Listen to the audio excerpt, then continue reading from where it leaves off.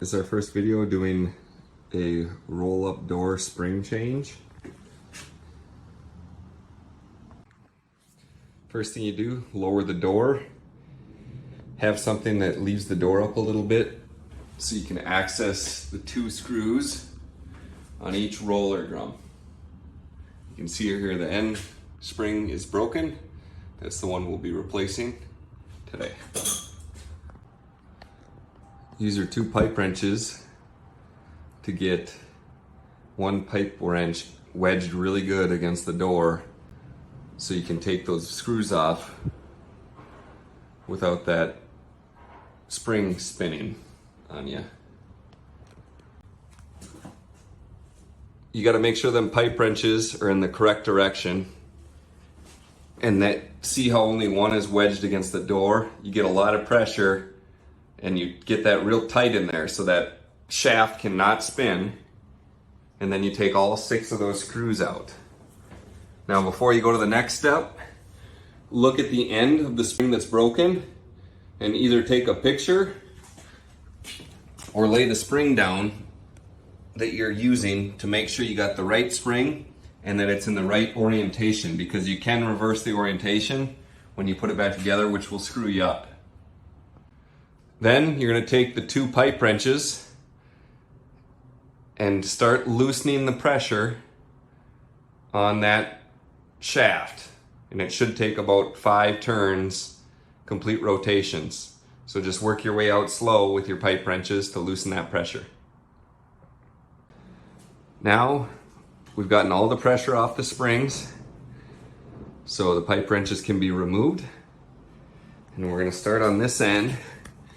We're going to take that cotter pin and that bolt off, and we're going to get the shaft out so we can get that spring removed.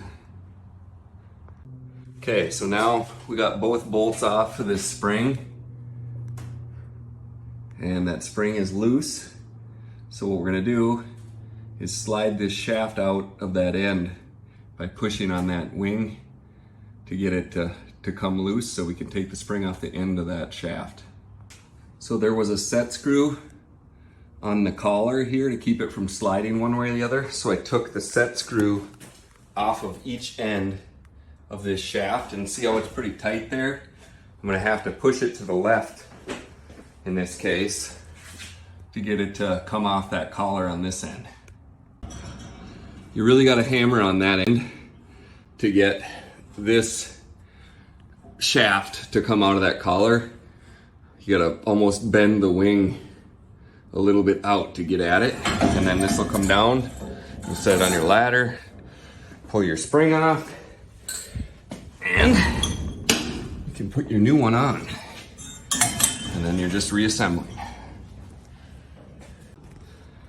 All right, so we got the bolts back in and that cotter pin back in, and now we're gonna wind this shaft about 5 to 6 turns with that pipe wrench, and then we'll put the center 2 screws in to see the tension on the door and how it works up and down.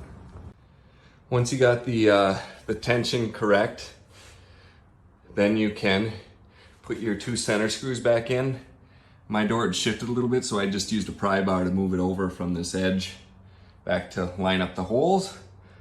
And then I put those 2 screws in and took out my pipe wrenches just to test the up and down of the door.